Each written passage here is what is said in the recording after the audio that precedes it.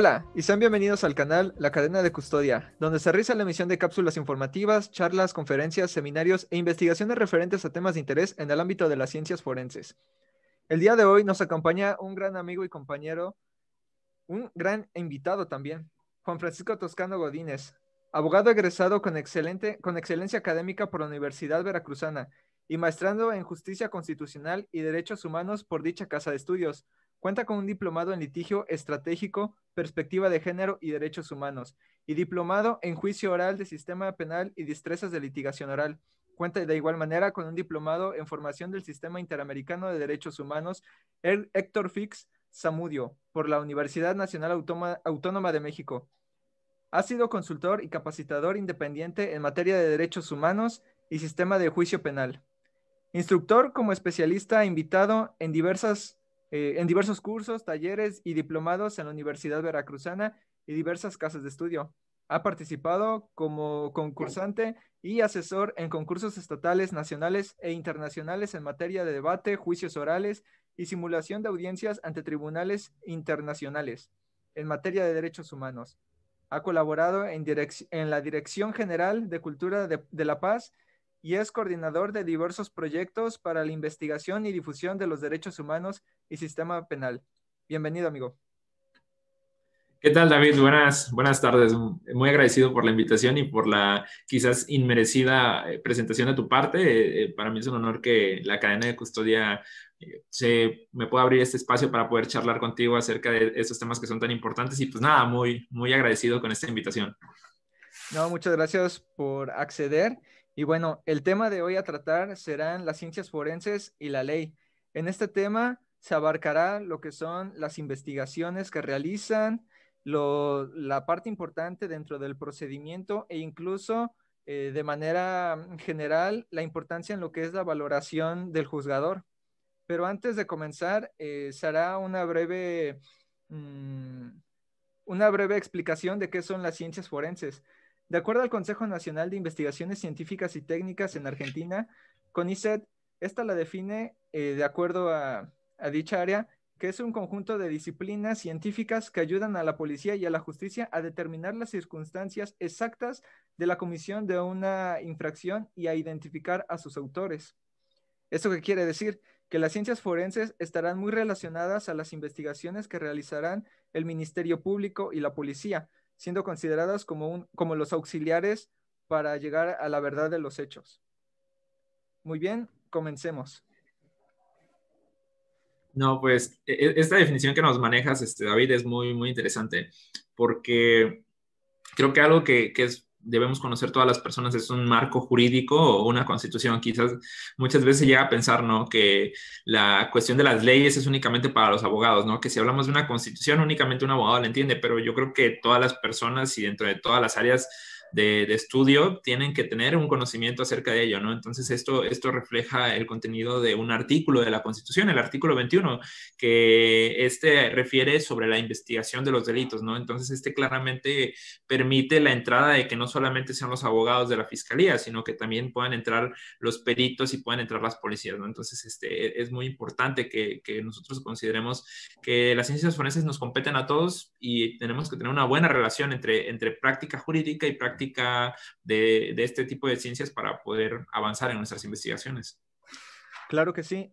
Algo muy importante que mencionas es eso, la práctica. El derecho y las ciencias forenses son muy importantes. Sin las ciencias forenses no podría llegarse a la verdad de los hechos, a lo que haya sucedido por ejemplo, un homicidio, ¿no? Al momento de que una persona comete un delito, podría incluso llegar a salir impune, ¿no? Llega alguien, un sujeto, dispara un arma de fuego y simplemente seguiría cometiendo demás delitos, ¿no? Las personas podrían observar y simplemente también seguir su camino, no ir a denunciar y no pasaría de eso. Pero lo que son el perito forense, de acuerdo al Ministerio Público, ordenaría las investigaciones correspondientes a las áreas en específica. Y entonces sí, se llevarían a cabo las indagatorias correspondientes, como por ejemplo el experto en balística forense. Claro, no, y fíjate que en eso que mencionas también yo creo que hay un riesgo muy grande. Tanto hay casos de que puede cometerse un delito y que no se llegue jamás a poder detener a la persona responsable, también podemos llegar al riesgo de que detengamos a una persona y si no hay pruebas suficientes, incluso la podemos llegar a encarcelar a ella, ¿no? Claro. Entonces, en el mismo caso que tú mencionas, ¿no? Se me ocurre, alguien llega, dispara un arma, y hay dos sujetos que están vestidos de la misma manera, corren hacia una plaza y en la plaza detienen a uno, ¿no?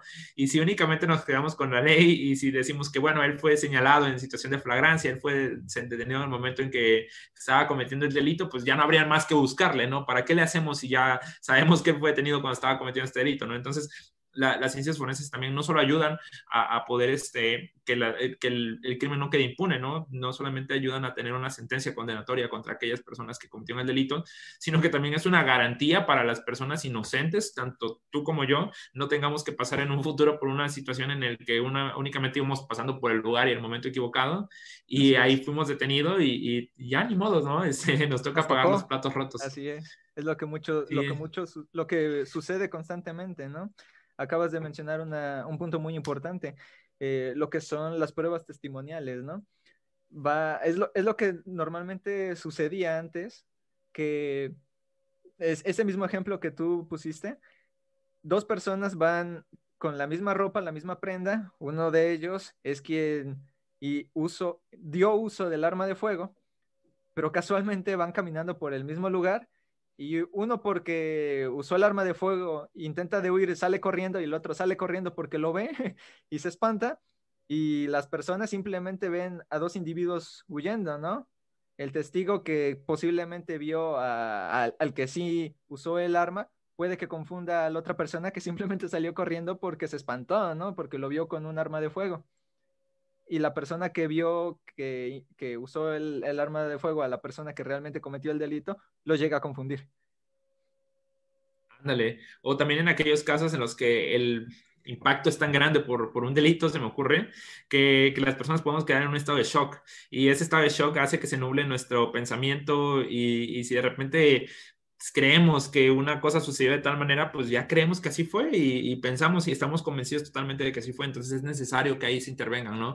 Se necesita conjuntar todas las pruebas. En el caso que tú mencionas es muy, muy importante las pruebas testimoniales, ¿no? Porque, pues, como en todo proceso penal es necesario que estas pruebas se desahoguen por medio de una persona, ¿no? Que vaya, que sea escuchado por el juez y que posteriormente se le hagan algunas preguntas, diga la información que sepa, ¿no? Y podría llegar a ser incluso que de la versión de lo que él vio, efectivamente iban dos personas corriendo, que una de ellas llevaba un arma y que si lo conjuntas con la versión de la fiscalía, pues efectivamente, ¿no? Así sucedieron los hechos. Pero realmente si lo vemos desde otra postura y utilizamos algún otro tipo de prueba, podemos llegar a saber que la persona ni siquiera ocupó el arma, iba únicamente corriendo, ¿no? Entonces ahí se tienen que conjuntar todas las pruebas. Quizás se me ocurre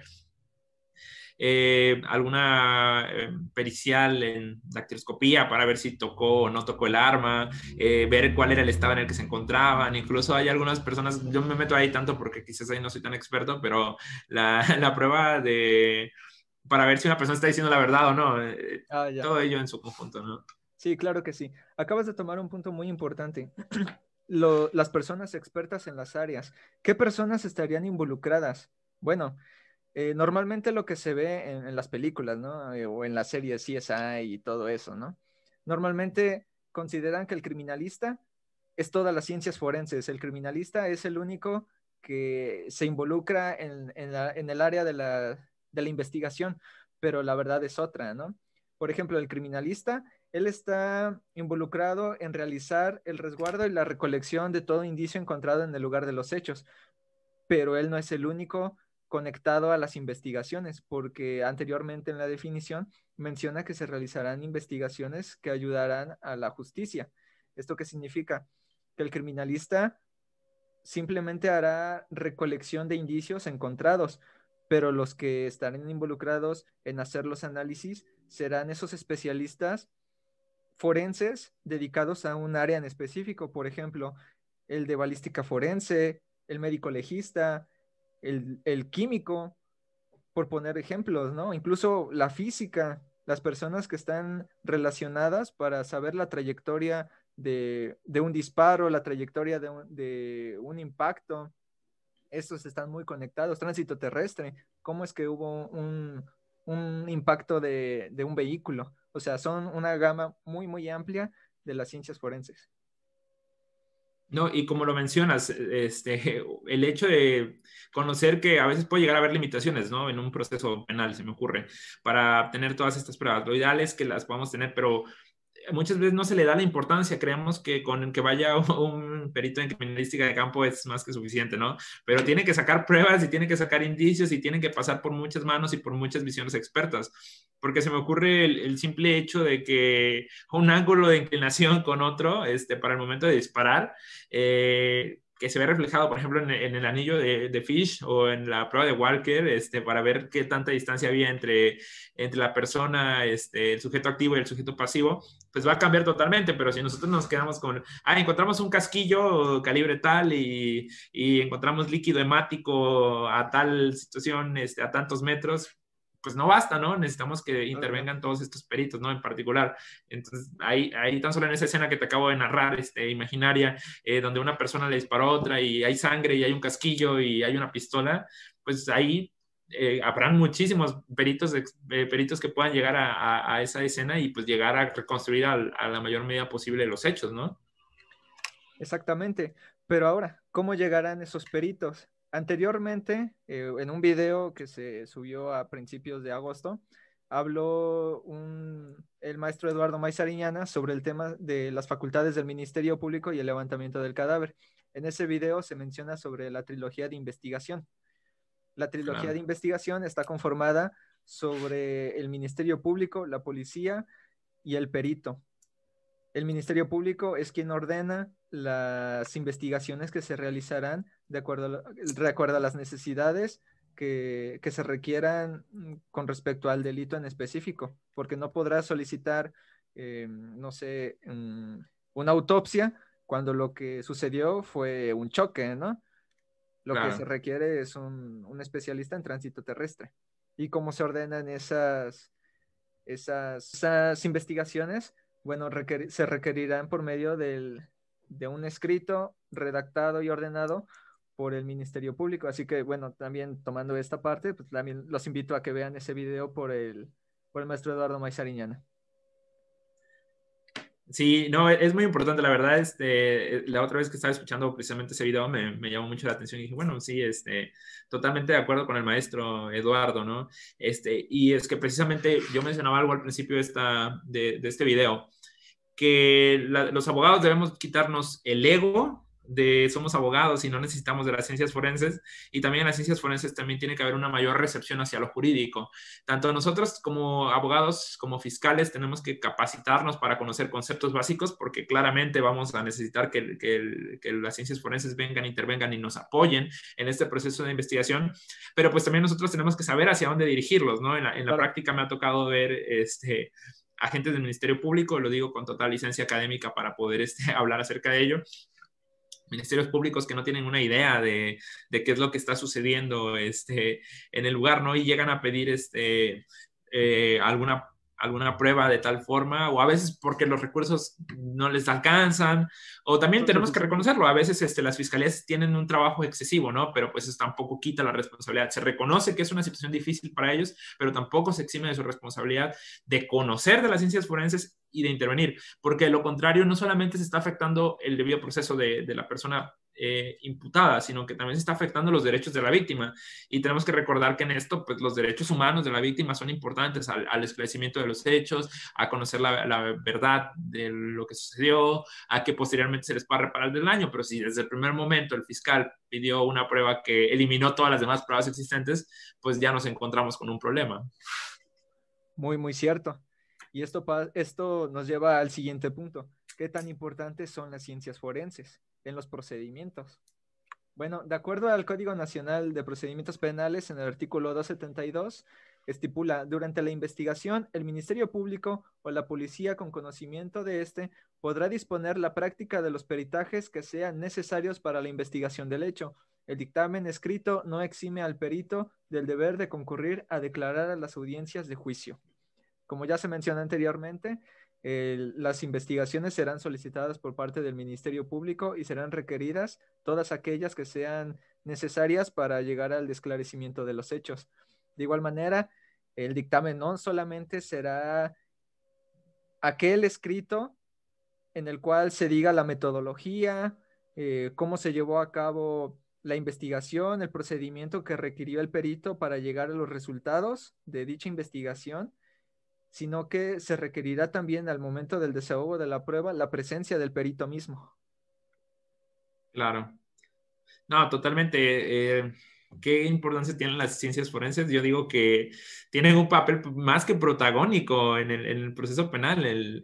Realmente una buena teoría del caso o un buen juicio se construye a la luz de las ciencias forenses. No olvidemos que pues existen criterios para estos procedimientos, que tienes que utilizar el conocimiento científico y pues el conocimiento científico te lo dotan muchísimas áreas, desde la psicología, la propia ciencia del derecho, la antropología, pero en este caso las ciencias forenses tienen un papel muy importante. Hablando en un país como México, que lamentablemente ha atravesado un proceso, un contexto de graves violaciones a derechos humanos, Claro. donde nos encontramos con delitos como la desaparición forzada de personas, nos encontramos como delitos de tortura, nos encontramos con homicidios, toda la cuestión de la llamada guerra contra el narcotráfico que dejó N cantidad de muertos, pues claro que tomarán un papel muy importante dado que son muchos los casos que se tienen que construir a la luz de ellas, ¿no? Entonces, creo rotundamente que si no hay ciencias forenses, jamás habrá ni verdad, ni justicia, ni reparación del daño para las víctimas. Concuerdo completamente. Como mencioné anteriormente, la presencia del perito experto, no nada más del dictamen, es tan importante y fundamental para poder desahogar la prueba. ¿Por qué? Porque si el Ministerio Público, supongamos que es quien va a desahogar y presentar como prueba, nada más lee el dictamen, obviamente no va a tener validez, ni siquiera va a ser desahogada, va a ser completamente desechada. Anteriormente en el sistema inquisitivo, lo que se hacía era que el perito hacía su dictamen, se redactaba, se archivaba en el expediente y se acabó. La presencia del perito no pasaba de ahí, incluso la misma prueba no se contemplaba, se guiaban de acuerdo a las testimoniales y a las confesionales, que prácticamente eran las pruebas máximas, ¿no? La confesional tomada en cuenta como la prueba reina. Sí, no, y así totalmente el perito ya tiene que conocer las nociones sobre el derecho, porque eventualmente no bastará con que se rinda el informe, como tú lo mencionas, ¿no? Afortunadamente se han hecho estos cambios estructurales, que ahora el Código Nacional de Procedimientos Penales establece unas nuevas reglas, ¿no? Pero pues ahora será un muy fiel amigo, permítame la licencia académica, del Ministerio Público, porque él tendrá que venir a explicarle al juez. Se me ocurre, si yo te digo que la causa de muerte fue de tal razón, de tal forma, pero si te lo digo en un lenguaje técnico, eventualmente el juez, que no es un conocedor de las ciencias Exacto. forenses, pues va a decir, bueno, no lo entiendo, él va a resolver de conforme a lo que él entienda, ¿no? De lo que él escuche, de lo que él escuche en la audiencia. Y si Exacto. tú se lo transmites de una forma más digerible, de una forma más entendible a su lenguaje, pues eventualmente lo entenderá y podrá dar una resolución, ¿no? Entonces, se me ocurre una figura muy importante que son las pruebas demostrativas, en las cuales tú a través de algunos materiales visuales puedes ayudar a ejemplificar o demostrar de algo, de alguna manera al tribunal de enjuiciamiento cómo se obtuvo un resultado, qué procedimiento se utilizó, cuál fue la mecánica de los hechos. Eso favorece muchísimo al entendimiento de las cosas, ¿no? Entonces yo creo que este papel es de tener muy buena comunicación entre el fiscal o en el caso de la defensa y los peritos para poder desarrollar de manera justa un juicio. Y con eso no quiero decir que vamos a llevar a un perito eleccionado, ¿no? Que va a decir lo que Exacto. viene, ¿no? Él va a llevar la verdad, va a llevar lo que la ciencia le permitió llegar a una conclusión y él se la dará, sin importar que le convenga o no le convenga a la fiscalía o la defensa, el máximo objetivo siempre será el esclarecimiento de los hechos. Tomaste un punto muy interesante. de que no será aleccionado el perito. Eso es muy cierto. El perito, al momento de hacer sus investigaciones, su dictamen y llevado a cabo ante el juzgador en la audiencia de juicio, este no será de manera de las partes, vamos, él no estará del lado de ninguno, ni siquiera del juzgador. Él hará sus investigaciones de manera objetiva. ¿Para qué? Para poder hacer que el juzgador tenga un ánimo, tenga una idea de lo que está sucediendo en las investigaciones, en los resultados, en el caso, ¿no? Y en cada una de las distintas teorías del caso que tenga, tanto la defensa como el Ministerio Público, y dependiendo de quién desahogue al perito, ¿no? Claro, sí, y te digo, en la práctica se ve muchísimo esto. Digo, hay que decir las cosas como son, hay que referirlas, no, no hay que esconderlas. Muchas veces, no sé, hay algunos abogados, algunos fiscales o defensores que dicen, bueno, ¿sabe qué, perito? ¿Cómo le hacemos para que se refleje de esto, ¿no? Entonces, de una vez me tocó ver a una perito que le dijo, ¿de verdad me está diciendo esto, abogado? ¿De verdad me está pidiendo que altere Los mi resultados del dictamen, ¿no? dictamen. Y esto puede llevar incluso a sanciones, a sanciones, porque se pueden cometer delitos en el ejercicio indebido de una profesión, se pueden cometer, cuando estamos como servidores públicos, también se pueden cometer algún tipo de delitos, ¿no? Entonces ahí es mucha importancia, conocer también la importancia y el papel protagónico, pero también conocer que tiene que haber una buena praxis. Eso es muy importante. Esto nos lleva al siguiente punto, lo que era el antiguo sistema inquisitivo. En el sistema inquisitivo, bueno, se hablará de algunas pruebas que actualmente ya no se realizan, otras sí, pero perdieron fuerza. Por ejemplo, en el antiguo sistema, en el sistema inquisitivo, estaba el famoso careo. ¿Qué era el careo? El careo era parte del procedimiento, pero también considerado una prueba. En esta, tanto el imputado como los testigos, pudiendo ser la víctima o cualquier otro que estuviera involucrado, se veían de frente, y al momento de realizar un interrogatorio, porque prácticamente era eso, era un interrogatorio, buscaban cada uno de ellos la manera de que confesara, ¿no? El imputado de haber cometido el delito, y el otro decir que la parte detenida, digo, el testigo pues dijera, no, ¿sabes qué? No cometiste por la causa por la cual se te está aprendiendo. No sé si quieras comentar algo.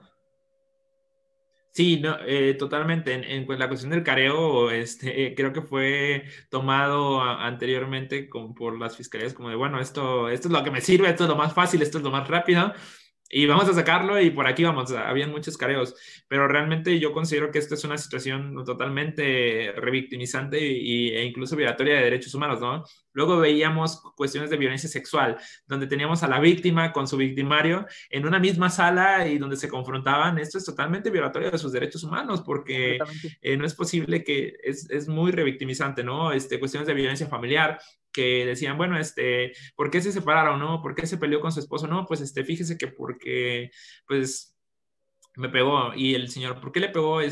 Pues porque no me quiso hacer el desayuno, ¿no? Eh, ya, ¿cómo nos podemos arreglar? No, pues en el careo se resuelven muchas cosas, ¿no? Pues bueno, ya me comprometo a no pegarle, pero que ya se porte bien. Señora, ¿usted se compromete a portarse bien? Sí, sí, me comprometo, pero que ya no me pegue. O sea, parecía un absurdo, ¿no? Claro, Pero también no quiero que nos quedemos en nuestra burbuja, ¿no? Realmente la cuestión del careo era una cuestión totalmente violatoria de derechos humanos. Y así con N cantidad de situaciones, ¿no? Pues delitos de lesiones, delitos de el que se te pueda ocurrir, en el que te confronten directamente con la persona que te ha agredido y que incluso muchas veces es con medios violentos, tú no vas a tener la libertad de poder decir realmente las cuestiones como pasaron, porque va a existir un miedo a un tipo de represalias. Entonces, totalmente creo que el careo no era una buena medida. no era ni siquiera funcional, porque era ver a la persona que te había hecho daño, y era un miedo enorme, ¿no? O sea, realmente yo en lo personal no le veía una función, simplemente era una agresión más. Y era algo muy fácil, te digo, y era muy habitual dentro de las fiscalías, ¿no? Claro. Entonces, bueno, Y que déjame decirte que en la actualidad todavía sigue sucediendo. Quizás ya no tal con el mismo fundamento jurídico, quizás en la práctica jurídica ha desaparecido, pero ya en la práctica real, real de cómo suceden los hechos en el día a día, es una práctica común todavía, donde lo sientan, a ver, vamos a la fiscalía, llegan, vamos al careo, no quiero manejar ningún estado, porque vamos a guardar un poco la secrecía en ese sentido, pero me ha tocado en la práctica en al menos 2 estados del sureste del país, en el que sucede, ¿no? Entonces de repente me llaman así como en calidad de abogado, ¿no? Oiga, mire, fíjese esto, pasa esto, esto y esto y esto, y bueno, ¿qué hicieron? No, pues nos llevaron al careo, ¿no? Y ahí, ¿qué pasó? No, pues estaba yo con el señor, ¿no? Que me agredió. O sea, no, totalmente, ¿no? Entonces se trata de irlo erradicando poco a poco. Exactamente. Bueno, pasando a otras dos pruebas en el sistema inquisitivo, la testimonial y la confesional. Como ya había mencionado anteriormente, lo que es la testimonial y la confesional eran consideradas como las pruebas máximas. La testimonial era como la prueba de las pruebas más importantes porque se consideraba que la persona había visto lo que había sucedido y se le creía por completo. Se le creía de que había visto a alguien robar, que había visto a la persona que había asesinado a la víctima, o sea, todo, cualquier delito, y que hubiera dicho, yo lo vi con mis propios ojos o escuché de manera completa todo lo que sucedió. Dice, no, bueno, me guió por la testimonial. Y la confesional, esta es una prueba que siempre se ha dicho que es de un conflicto muy grande y también violatoria de derechos humanos. ¿Por qué? Porque esta se obtenía de la manera de en que los policías detenían a las personas, las agredían para que confesaran y después se redactaba de manera escrita y firmaban. Pero realmente que ellos confesaran como tal de haber cometido un delito, no se tenía ciencia cierta, por ser de manera escrita y simplemente firmar. No, totalmente. Las dos pruebas, una terrible práctica. En la testimonial luego observábamos que llegaba la defensa y decía, bueno, ¿qué hay aquí en el expediente, no? No, pues hay una testimonial de quién, de Francisco Toscano. ¿Y quién es Francisco Toscano? No, ni idea. ¿Cuándo se desahogó? Pues no sé, ahí dice, chequen el expediente, tal fecha sí. ¿Quién lo conoce? Nadie. Se desahogó ante el juez, ¿no? Nada más, ya tomaron un mal llamado machote, como le llaman, un machote de una prueba testimonial sobre el delito tal, le ponen el nombre, le ponen la firma, medio ajustan algunos datos y ya, vámonos. ¿Y cuándo lo vieron? Nadie, nunca lo vio. ¿Saben si estaba mintiendo? No. ¿Saben si estaba siendo coaccionado? Pues tampoco, porque nadie lo vio. Nadie vio cuando fue tomada su declaración, entrevista, como le querramos llamar, ¿no? Y por otra parte, la prueba confesional. Esto pasó en toda Latinoamérica. Tenemos casos en Perú, en Colombia, donde pues hacían confesar con el llamado también otra licencia académica, con el Coco Wash, donde te obligaban prácticamente, ¿no?, a decir esto. Te obligaban a decir que tú fuiste culpable, ¿no? Entonces, en muchos casos se ve cuestiones de tortura, de amenazas, ¿sabes qué? Si tú no confiesas, pues vamos a matar a tu familia. Siguiendo aquí con las licencias académicas, con tu permiso, me permito hacer 2 referencias de la cultura popular, ¿no? Claro. Hay una serie en Netflix que se llama Colosio, en el que se ve aquí, ¿no? Y lo menciono porque es literalmente como sucedía en el sistema inquisitivo, ¿no? Cuando detienen supuestamente a una persona que era la persona que mató a Colosio, nos damos cuenta que a él lo torturan, lo golpean y le dicen, ¿sabes qué? Pues mira, tienes de 2. O te metemos a la cárcel y jodemos a tu familia, o te metemos a la cárcel y dejamos que tu familia se vaya a otro lugar. ¿Qué prefieres? No, pues prefiero que dejen a mi familia libre, ¿no? Hay otra miniserie que se llama Así nos ven, también se encuentra dentro de Netflix, que también revela mucho cómo sucede esto, quizás en otro sistema jurídico, pero es un grupo de chicos que eran menores de edad todavía, sistema de responsabilidad juvenil, donde también las ciencias forenses tienen una clara importancia, y entonces a ellos les obligan a confesar, ¿no? Oye, ¿sabes qué? Mira, tú vas a confesar esto porque vamos a culpar a David Valerio. lo vamos a culpar a él porque él es el mayor y él tuvo la culpa. Tú vas a decir esto, pero yo no lo quiero decir, lo vas a decir porque si no a tu familia le va a pasar esto, o lo golpeaban y hasta que tuviera que decir que sí, ¿no? Entonces, yo creo que no hay mayor forma de interpretarlo, de reflejarlo, que así tal cual como en mis dos referencias, así sucedía, ¿no? Entonces, vemos prácticas de policías que llegaban y te decían, ¿sabes qué? Cooperando, ya se la sabe, joven, eh, tiene que cantar y tiene que haber un responsable y así era la política, ¿no? Entonces, actualmente ya hay mejores mecanismos como el Registro Nacional de Detenciones, el llenado del informe policial homologado, son herramientas que permiten que se disminuya la tortura, pero anteriormente muchos casos fueron llevados a una sentencia condenatoria en el que el juez jamás conoció a la persona detenida y había una confesión en la que decía que él fue, pero pues no había forma de decir lo contrario. Muy cierto. Mencionaste que el juez no conocía del caso y ni siquiera conocía a la persona que sentenciaba. Esto nos lleva al punto siguiente, que las audiencias se llevaban a cabo de manera escrita. No había presencia del juzgador y por lo tanto realmente los que llevaban a cabo dichas audiencias prácticamente era la secretaria. Ella era la que, ella o él, era la que, o él, que llevaba a cabo las audiencias, redactaba, veía las partes y simplemente llevaba el escrito de la audiencia, todo lo que se había sucedido y el juez firmaba. Era lo único que sucedía.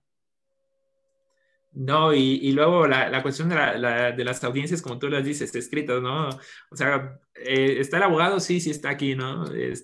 Rodeados de un montón de papel, de expedientes, el expediente perdido. En el escritorio vemos una pistola que es la que forma como parte de las pruebas. La pistola al lado de la torta de milanesa que se estaba comiendo la La coca. secretaria, la coquita o la de, ¿sabe qué? Abogado, no he comido. Pues ya va a empezar la audiencia, pero pues si me trae una tortita y una coca, ¿cómo le hacemos, no? Y ya, y para que tú pudieras conocer al juez o poder hablar con el juez era una cuestión tardadísima y pensada y pues ya, ¿no? El juez prácticamente llegaba para firmas, se le platicaba, ¿no?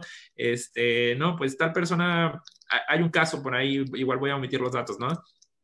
Quizás va a parecer una reducción al absurdo, pero te lo prometo que no lo es, Vaya. donde sentencian a una persona por abuso sexual en la modalidad de violación, introducción del pene en la vagina, y ya se da una sentencia y resulta que la persona que está sentenciada es una persona en silla de ruedas. Me parece que incluso hay, no referente al caso, pero por ahí quizás haya alguna película, algo así. Son dos casos distintos, pero únicamente lo digo como para identificarlos. Pero así, entonces, ¿qué pasa, no? Cuando se va hacia la alzada, juez, jamás conociste, jamás pudiste ver al supuesto agresor. Si tú hubieses visto al agresor, yo creo que la regla de la lógica te habría hecho pensar que pues él no cometió el delito, ¿no? Claro. Y si hubieses complementado con otro tipo de pruebas, pues también hubiese llegado a este esclarecimiento de los hechos que tanto soñamos, ¿no? Entonces, sí, no, las audiencias escritas anteriormente eran una cuestión muy, muy complicada, totalmente afectaciones al debido proceso y tal es el caso que pues nos encontramos con sentencias incluso de tribunales internacionales, como la Corte Interamericana, que no en referencia a una persona que haya sido sentenciada, pero sí que demuestran las totales irregularidades que existieron en el sistema penal. Por ejemplo, el caso Inés Fernández Ortega y Rosendo Cantú contra México, en el que se demuestra que no hay garantías procesales para personas de comunidades indígenas. Eh, en el caso de Radilla Pacheco no hay investigaciones adecuadas para llegar a encontrar el paradero del señor Rosendo Radilla Pacheco, ¿no? En los casos recientemente, ¿no? En el caso de tortura sexual de las mujeres víctimas de Atenco, Mariana Selvas y otras contra México, también no hay debida diligencia para esclarecer acerca de la tortura sexual, ¿no? Vaya. Y eso estamos hablando de no hace muchos años, quizás Radilla Pacheco sí ya tiene un poco más de tiempo, Inés Fernández Ortega, pero las mujeres víctimas de Atenco desde el año 2006 y no es posible que en México estemos atrasados tanto tiempo en el respeto de los derechos. Bastante atrasados. El punto siguiente va a colación con la valoración de la prueba. Estabas diciendo, ¿no? Que estuvo en presencia del caso, ¿no? De que estaba en silla de ruedas y todo. Pero anteriormente se valoraba de una manera muy curiosa, que era la prueba tasada. Esa prueba tasada se consideraba que era muy positivista porque era de acuerdo a lo que dijera la ley, independientemente de lo que opinara el juzgador, si era o no. por ejemplo, el caso que pusiste, ¿no? De que estuviera en silla de ruedas. Pero si decían que había sido él y él guiándose de acuerdo a la norma, pues se guiaba más en la norma, ¿no? Eso Claro, claro. Sí, sí, adelante, adelante, amigo. bueno, iba a ser la comparativa con relación a la nueva forma de la valoración la libre valoración de la prueba, que en este caso, conectando las diferencias con el sistema actual, el sistema acusatorio, ahora el juzgador ya está presente en las audiencias porque son orales, ya no son escritas, medianamente escritas por la audiencia intermedia. eh, ya tienen mayor fuerza lo que son las investigaciones, ya se encuentran las ciencias forenses involucradas, lo que es la prueba testimonial y la confesional, ya no son las únicas que se involucran en las audiencias. La confesional, de hecho, ya si se siguiese obteniendo de la forma en como se obtenía antes, se desecha. Incluso el imputado quedaría libre por una violación a derechos humanos y así sucesivamente. El juzgador ya valora de una manera más precisa. ¿Por qué? Porque está presente en la audiencia, ve el interrogatorio, los contrainterrogatorios, ve al mismo perito, ve a la víctima, ve al imputado, ve todo ese desarrollo y le da cierto valor a las pruebas que él considere que son de acuerdo a lo que él nota, si es sentencia condenatoria o absolutoria. No, totalmente. Hay unos casos terribles por el tipo de delito, pero bueno, hablando de esto, unos casos de feminicidio en el que el sujeto activo del delito pues se encuentra dentro de la audiencia, ¿no? Entonces, la teoría del caso de la fiscalía, de la defensa, perdón, es que pues él es una persona muy tranquila, que él es víctima también, que sufrió por ahí un delito, ¿no? Entonces a él lo vienen a plantar como la persona más bondadosa, la persona que va a la iglesia, la persona que dona la caridad, que todos sus compañeros lo tachan de un comportamiento pues impecable, ¿no? ¿Qué podemos decir? Y resulta que dentro de la audiencia, al momento en que se desahogan unas pruebas, pues la persona, el sujeto activo, la persona imputada, más bien en ese momento ya nos encontramos en una acusación porque estamos en juicio, se hacen unos comentarios y él empieza a demostrar su misoginia. Entonces, contrario a lo que le dijo su abogado, él no obedeció a su abogado y entonces lanza unos comentarios hacia el juez, unos comentarios totalmente misóginos e incluso cuando testifica una amiga de la víctima, él se levanta totalmente agresivo en contra de esta chica con un comportamiento que se catalogó que era violencia por cuestiones de género, no era nada más porque fuera la amiga, era por cuestiones de género, ¿no? Entonces, esto le permite al juez identificar que aunque todas las pruebas que le esté presentando a la fiscalía puedan decir que esto es de color blanco, pero él en la audiencia se puede percatar de que esto es de color negro.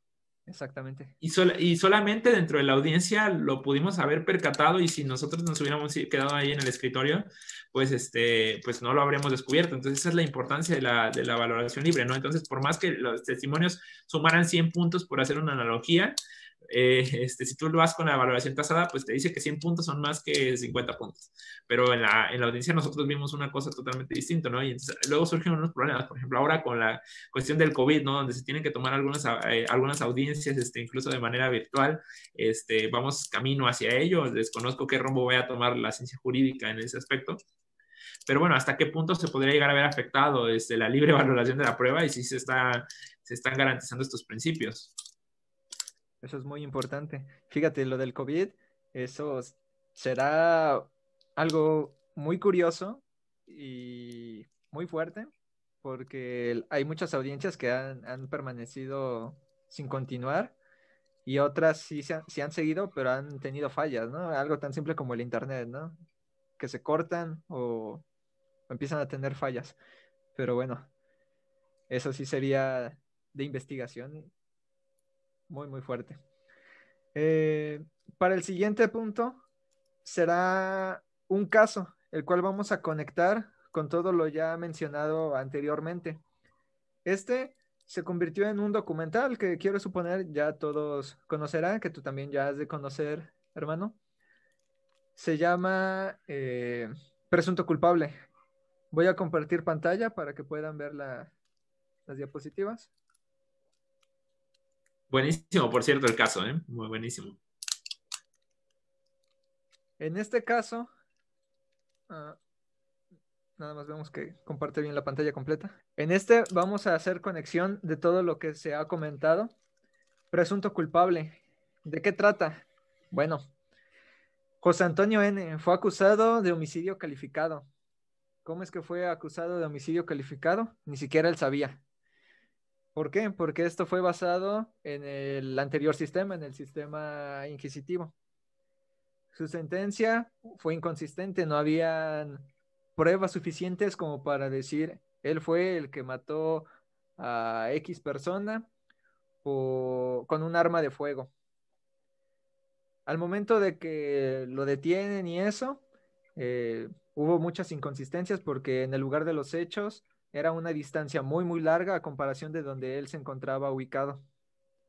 Al momento de ser detenido, pues fue sometido, encerrado y sentenciado sin llevar un debido proceso. Pasa un tiempo en el que estuvo encerrado y cuando empiezan a hacer un documental diferente a este, porque era otro, desconozco el título, tiene contacto con las personas que empezaron a grabar en los juzgados. Esas personas se interesan en el caso de José Antonio, leen el expediente y se percatan de que su abogado defensor falsificó su cédula profesional. Cosa muy rara, ¿no? Porque eso aquí no pasa muy seguido en No, México, casi nunca. casi nunca. Revisan el expediente, falsificó su cédula profesional el abogado defensor de José Antonio y eso de alguna manera fue favorable porque le permitió realizar una segunda audiencia. Víctor Daniel N., ¿quién es él? Víctor Daniel, él era primo de la persona asesinada, de la víctima, y fue considerado como el testigo principal del homicidio porque presuntamente él fue quien vio a Jesús Antonio eh, disparar el arma y asesinar a su primo. ¿Algo que quieras comentar aquí? Sí, totalmente, ¿no? Que primero respecto a cómo se dan las cosas, ¿no? Me parece muy interesante cuando él ya se encontraba preso, se encontraba ya en la cárcel, ¿no? Puede tener contacto, ¿no? Y se enteran, cuando ya empiezan a tomar su caso, lo de la falsificación de la cédula profesional, ¿no? Entonces, imagínate, ¿qué garantías pudo haber tenido hasta ese momento? ¿No? Así es. Continuando. Los careos. Anteriormente ya se mencionó sobre los careos, cómo se llevaban a cabo, y se ven en el documental dos careos importantes, uno con el policía que lo detuvo y otro con Víctor Daniel. El primer careo que tiene es con el oficial, quien lo detuvo. Al momento de que empiezan a tener ese careo, Antonio empieza a comentarle al oficial que de todo lo que sucedió, ¿no? Le empieza a explicar para que el juez empiece a ver las expresiones del oficial, cómo es que sus expresiones se notaban. Prácticamente el oficial no lo miraba a los ojos cada que hablaba, miraba más que nada al juez. Eso es un dato muy, muy interesante. Antonio le mencionó que cuando fue detenido, el oficial se empezó a reír y le mencionó, ya te chingaste, te vamos a llevar a la delegación. Y al momento de que lo llevan, se empiezan a reír él y todos los oficiales, porque comenta, bueno, él se parece al presunto culpable, al que supuestamente vamos a detener. Ni siquiera estaban seguros de que había sido Antonio, pero estaban contentos con que ya habían detenido a alguien. Se hace la prueba de Harrison, esto muy importante. ¿Qué es la prueba de Harrison? La prueba de Harrison es una prueba que se realiza en los dedos para intentar encontrar pólvora al momento de usar un arma de fuego. Dicha prueba sale negativa. A Víctor Daniel N. también le hacen la prueba de Harrison, también sale negativa. Y en el careo, Antonio le hace ese comentario de que a él también le habían hecho la prueba de Harrison, pero Víctor Daniel desconocía de que dicha prueba también se la habían hecho a él y se ve de cierta manera sorprendido. Hasta ese momento, pues el juez, como podrán ver en su cara, pues, como que no le importa nada. El Ándale, defensor... no, Ajá. no, totalmente, mira, quiero hacer ahí un poquito de hincapié. La escena para mí es muy impactante, ¿no? Una persona con los rasgos que si le preguntaras a alguien cuál es su estereotipo de una persona que ha cometido un delito, se nos ocurrirían, no diríamos una persona güera, una persona de tales características, ¿no? Se me ocurre que se cumple incluso hasta con el estereotipo de alguien que pudo haber cometido el delito, ¿no? Eso por una parte, ¿no? Y segundo, el juez, ¿no? También la expresión, se ve que todo totalmente no Le da es igual. alguien que le da igual exactamente. Perdón que me cuesta un poco de expresarlo con los términos, pero es que efectivamente le da igual, es como decir, sí, esto ya es rutinario, yo vengo, lo checo y no te preocupes más allá, ¿no? Si se están llevando las cosas bien, me lo están trayendo, pues yo tengo que cumplir y tengo que tener una cifra de casos que esté sentenciando. Exactamente. El defensor de Antonio le hace un interrogatorio. Los interrogatorios no son como ahora, de que está el juez enfrente, están todas las salas, está el perito a un costado del juzgador y de ambos lados, cada quien en una mesa distinta, está el defensor y el fiscal. No, aquí prácticamente como lo mencionaba este licenciado Juan Francisco, era la mesa junto con la torta y la coquita, y así prácticamente fue el interrogatorio de la defensa del abogado de Antonio ante Víctor Daniel. Lo tenía prácticamente a un lado sentado y la secretaria simplemente escribiendo. Y le hizo una pregunta muy interesante. Le dijo, ¿cuál es la fisiología de Antonio N? Y la cara de Víctor cambió bastante. Se quedó sorprendido. Y todavía el defensor le dijo, a ver, Antonio, agáchate, que no te vea. Y se agachó y Víctor Daniel se quedó sorprendido y volvió a preguntar así como de, bueno, es que no sé la fisiología de Antonio. Y el juez intentaba de buscar la manera de que la pregunta del defensor pues no estuviera bien formulada, porque hasta cuestionaba el juez al defensor diciéndole que esa pregunta pues estaba mal, ¿no? Eso también fue un dato muy, muy curioso. Se supone que él había visto, Víctor Daniel había visto a Antonio de manera completa usar el arma de fuego y dispararle a su primo. Y curiosamente, ni siquiera sabía su color de piel, su cabello, su estatura, si era delgado, gordo, nada, no sabía absolutamente nada de él. No, y fíjate que ahí si me permites, David, Sí, claro que sí.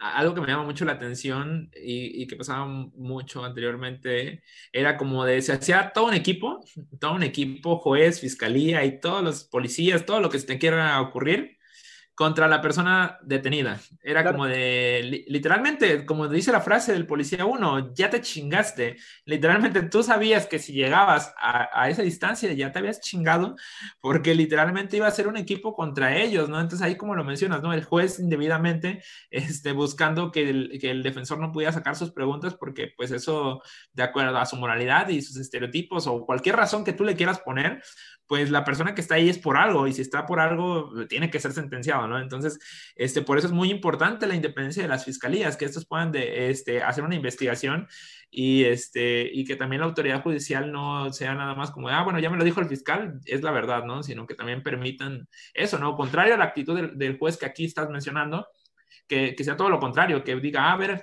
demuéstrame que tú sabes lo que viste. compruébamelo con evidencias, exactamente.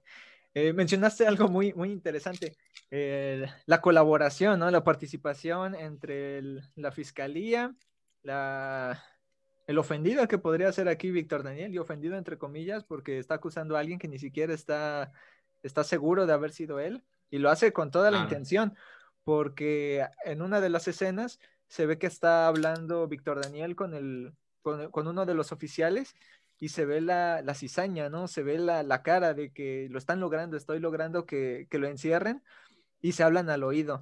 La defensa menciona de que solicita que tanto la policía como Víctor Daniel N. estén separados, porque prácticamente estaban platicando entre ellos y pareciera como si estuvieran organizando qué decir, cómo decirlo, qué palabras conectar para que no hubiera problemas al momento de los interrogatorios. La defensa solicita la absolución de la sentencia y se acusa a la representación social de actuar con dolo y de mala fe. ¿Qué sucede después? La sentencia condenatoria, 20 años en prisión. Aquí vemos la cara del juez, incluso sorprendido por lo que voy a decir ahorita. Ahí mismo en la... Sí, sí, sí, mira, aquí está su cara. En el mismo documental se menciona que el 95% de las sentencias son condenatorias y de esas mismas el 92% de las condenas no se basan en evidencia física. Se puede notar que de este porcentaje se entiende que tanto la prueba de Harrison fue prácticamente desechada. ¿Por qué? Porque más adelante se menciona que el expediente solo se encuentra en lo dictado por el juez y no se valoró prueba alguna. La prueba de Harrison, realizada por el perito en balística, fue desechada en la que salía negativo Antonio. Lo que se tomó prácticamente en consideración simplemente fue la testimonial y los careos, pero los careos a conveniencia, porque al momento de que cada vez se realizaba el careo, el juez era el que repetía lo que decían, pero al momento de que dejaba de repetir el juez, la secretaría dejaba de redactar.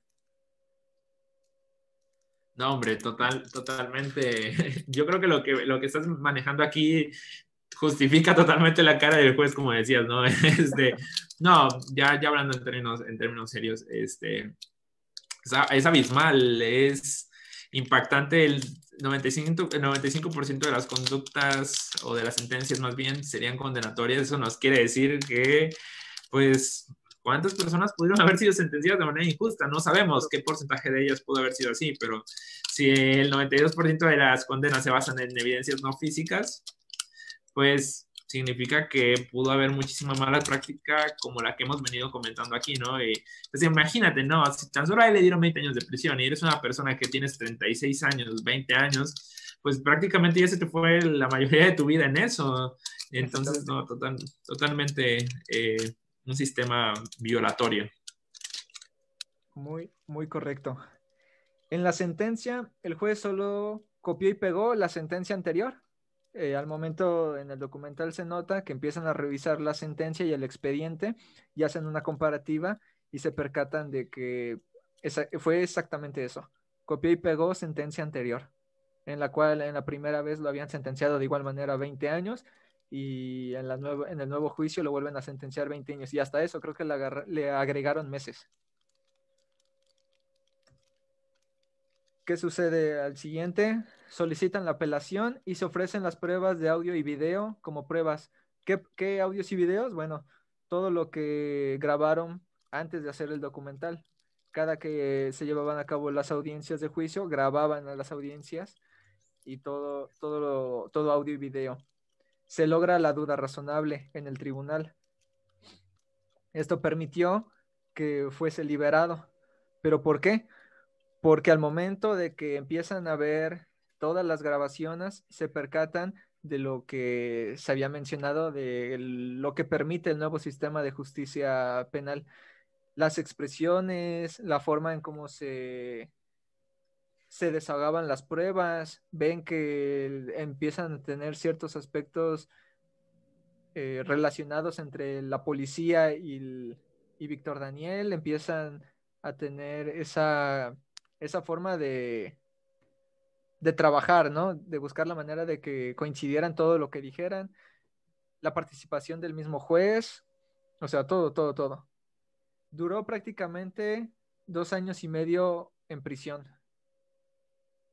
Y un dato curioso, después de que salió el documental y eso, eh, fue muy difícil de que el documental fuera transmitido en las salas, en los cines. Hubo muchos jueces que se opusieron. No sabemos por qué, Ni pero idea. idea, pero sí fue muy difícil. Sin embargo, ganaron un premio Emmy en la categoría de mejor periodismo de investigación en Nueva York. ¿Algo que quieras comentar? No, totalmente es un caso impactante y yo creo que es necesario que lo conozcamos todas y todos, porque para que dejemos de repetir este tipo de conductas necesitamos conocer. Tanto como profesionistas como personas de la sociedad tenemos que conocer nuestros derechos y saberlos hacer valer en los medios adecuados. Y pues también visibilizar, ¿no? Que si no nos pasa a nosotros no significa que no pase. Que si tal vez a ti afortunadamente no te ha tocado, pero esperemos que nunca te toque, no pueden repetirse este tipo de conductas. Imagínate a él 2 años y medio de prisión, esto totalmente afecta un proyecto de vida, ¿no? Entonces no es justo que personas inocentes estén en la cárcel. Muy, muy cierto. Como se puede notar, las ciencias forenses tienen una importancia muy, muy grande porque en este ejemplo podemos ver que la prueba de Harrison, desde ese momento, en esa prueba de Harrison, se pudo generar eh, duda razonable, pero el juzgador la desechó. No digo que la prueba de Harrison haya sido la más importante y que haya sido que con esa, ¿no? Se hubiera generado la libertad de Antonio, pero sí pudo ser una prueba muy, muy importante. ¿Algo que quieras comentar? Sí, lo mismo, ¿no? Que si nosotros desde hace muchos años hubiéramos empezado a trabajar en esto, muchas violaciones a derechos humanos se hubieran evitado, ¿no? En el caso concreto que analizábamos, lo mismo, ¿no? Lamentablemente no había las posibilidades ni jurídicas ni en los hechos de que pudiésemos tener todas las pruebas. Pero bueno, yo creo que es un buen momento, es una parte importante para poder comprender esto, este reconocimiento de la importancia de las ciencias forenses. También reconocer que nos encontramos cerca de 15 o 10 años atrasados conforme a los más amplios estándares, no lo negamos, pero pues también es momento de capacitarnos y de trabajar en el tema. De ir avanzando constantemente. Muy, muy cierto. Y bueno, espero que esta charla, porque eso ha sido una charla, les haya servido para que amplíen sus conocimientos, investiguen, eh, que las ciencias forenses y la ley, el derecho como tal, el procedimiento, las investigaciones están muy, muy conectadas para poder llegar a la verdad histórica de lo sucedido. Y bueno, muchas gracias, licenciado Juan Francisco. Un gusto tenerlo aquí en el canal. Esperamos poder contar con su participación en otros videos y no queda nada más que agradecerle. No, muchísimas gracias a ti, me atrevo a decirte amigo, hermano, por la invitación. Una felicitación extensiva para tu canal, que me parece que está haciendo una labor muy importante, que se está escuchando poco a poco más acerca de las ciencias y yo creo que es algo que es digno de mencionar de tu parte, ¿no? Entonces, muy agradecido por la invitación y por el proyecto, y todos los éxitos y cada vez que me invites, estaré contigo, hermano. Muchas gracias y para las personas que están viendo el canal, síganos en YouTube, en Facebook, en Instagram para más información sobre las ciencias forenses y no queda nada más que decir que es momento de investigar y de llegar a la verdad.